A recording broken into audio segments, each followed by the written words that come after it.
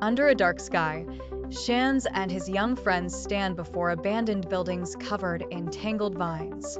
The buildings look terrifying, with shattered windows and cracked walls.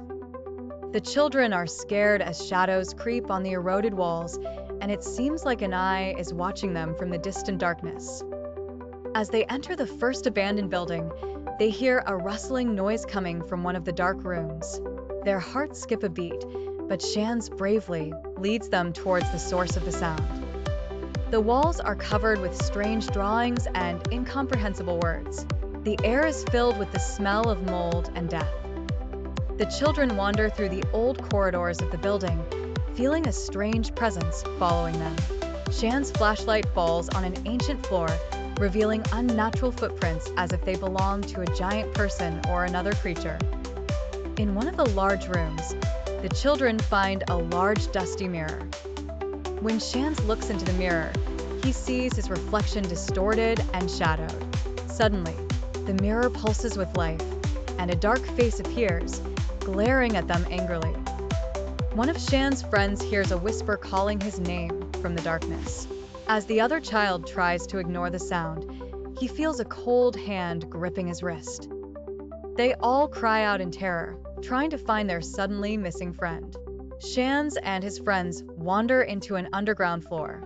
Here, the smell is stronger and the darkness deeper. They hear the crying of another child, but it seems distant and impossible to reach. Every time they get closer to the sound, it suddenly disappears. As they search for an exit, they begin to notice that the building is changing around them. The doors they had passed through were no longer in their place, and the walls start moving as if trapping them. They feel dread with every step they take. One of the children suggests splitting up to cover more ground. After some hesitation, Shands agrees to the plan, but as soon as they split up, the voices start rising from every corner.